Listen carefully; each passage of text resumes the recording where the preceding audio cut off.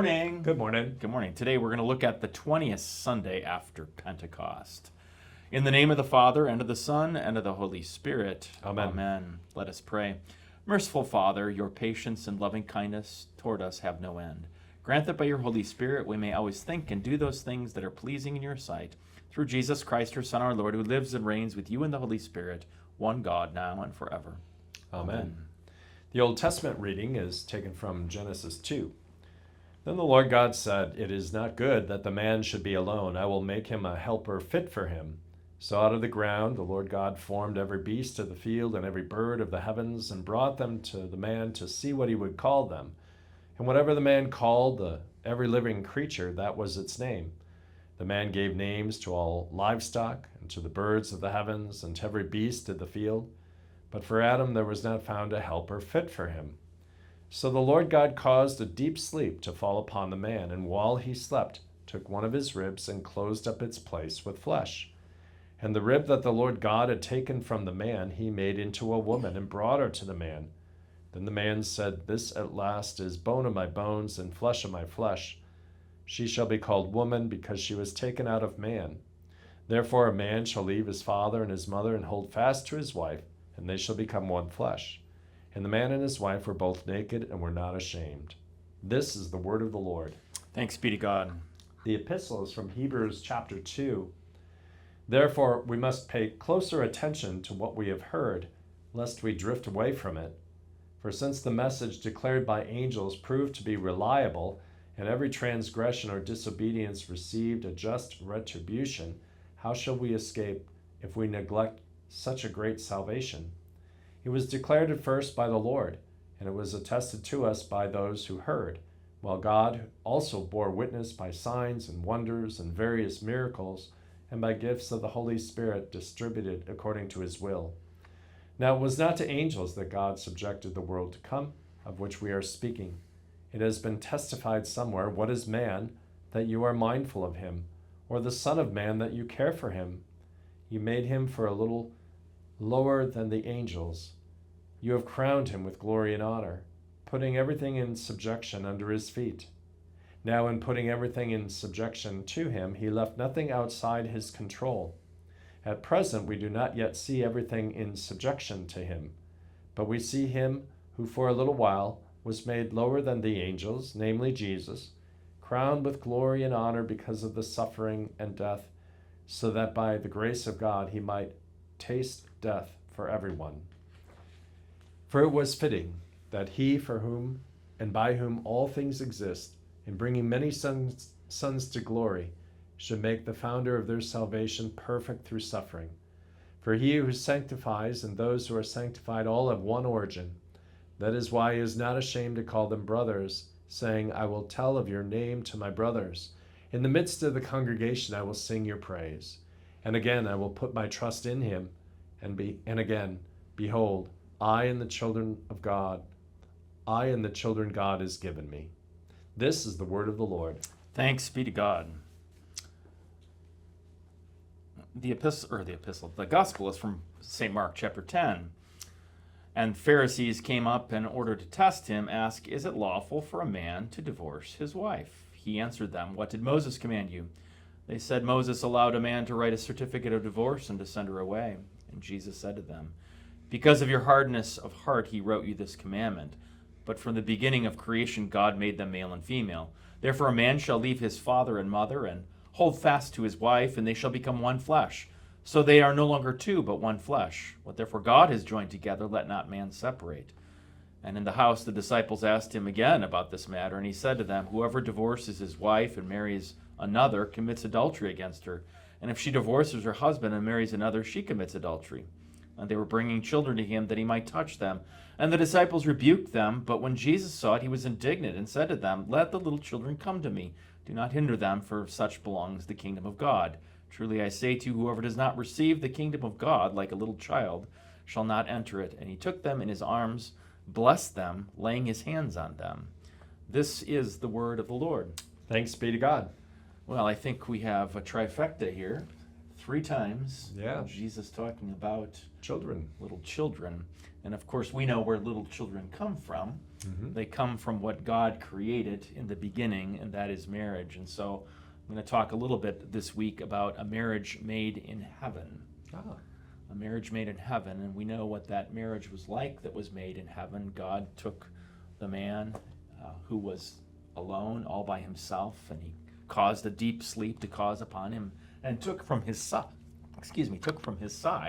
and made a woman. The Hebrew has a beautiful phrase with that. Man is known as Ish, and female is Ish.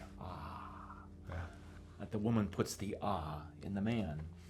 And I think it's Walter Trobisch who writes that book, and I'm not thinking of that. I Married You. I Married You, who has that beautiful imagery of a man shall leave his father and mother, and he makes one side like that, and then cleaves to his wife, and the two shall become one flesh, and there's, there we go, that's better yet, a triangle. Mm-hmm. And that triangle makes a home. There's Adam and there's Eve, Ish and Isha. A man shall leave, cleave, and become one flesh. And I think Trobisch points this out, is that a marriage is blessed by having children. Mm-hmm. But even if you're not blessed in having children, it's still a marriage made in heaven. And of course, the disciples have to bring up these questions, or actually the Pharisees bring up the questions about divorce, and we know that divorce is not the way that God intended it to be. God wants us to stay together until death parts us. So some immediate thoughts that I have about that. So I was thinking about, picking up on divorce. The divorce thing that Jesus is addressing, the context is the Pharisees had made all sorts of ways to get out of it, but it only applied to the guy. Like, you could divorce your wife if you didn't like her cooking, or if you didn't like the way she looked anymore. And Jesus comes down on that. No, that's not what this is about. And divorce is a very, very difficult thing. Just ask anyone who's been through it. It hurts the children. It hurts the children, hurts everyone involved.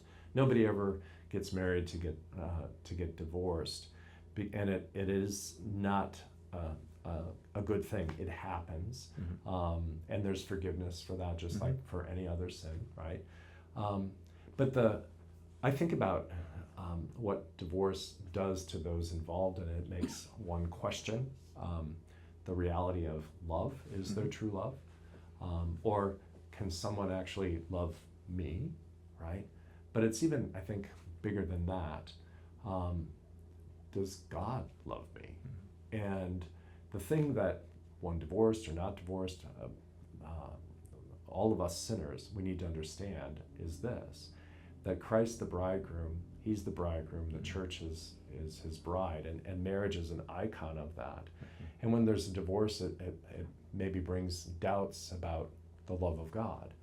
And but here's the truth: God will never ever divorce us, ever. Christ the bridegroom, the church is bride. He dies for her. He gives his life for her. Everything he is and everything he has, he gives to her.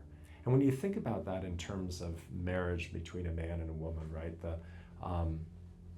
The woman receives from the man, and what happens? The two become one flesh, and a child, right?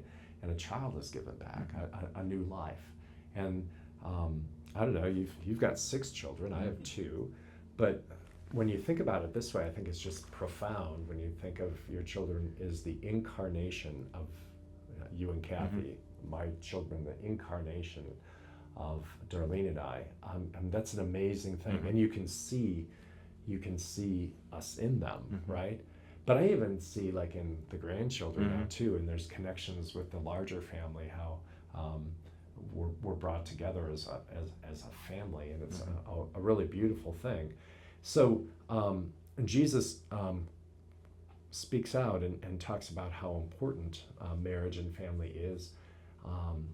Ultimately, you think of as a father, you're an icon of God the Father, and who loves us no matter what as well. And so all of these things, we're recipients of the grace and mercy of God. We've been brought into this family. We've all been made sons of God, children of God, through our baptism into Christ. And he even, as we talked about last week, and has angels to protect that too, to watch over you and to take care of you. So it's important for you husbands and wives out there that you talk to each other, you listen to each other, you eat together, and sleep together, and take out the garbage, which means take out the sin. Forgive each other as God has forgiven you. That's so important to do. And when you think about, too, this is how we have a relationship with God and Christ, right? We talk to him, we listen to his word, we talk to him in our prayers, we dine with him at the Lord's table, and we take out the garbage, and he buries it in the landfill of his suffering and death and rises victorious over it. That's really cool Good stuff. Yeah. You got a the hymn? hymn is 862. And, we'll do the whole thing, huh? Sure. Oh, bless the house, whate'er befall, where Jesus Christ is all in all. A home that is not wholly his, how sad and poor and dark it is. Oh, bless that house where faith is found, and all in hope and love abound. They trust their God and serve him still, and do in all his holy will.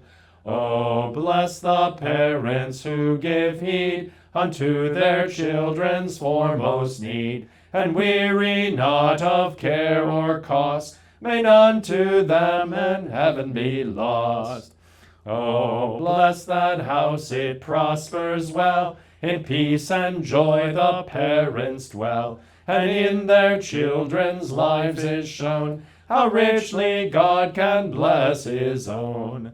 Then here will I and mine today a solemn promise make and say, though all the world forsake his word, I and my house will serve the Lord.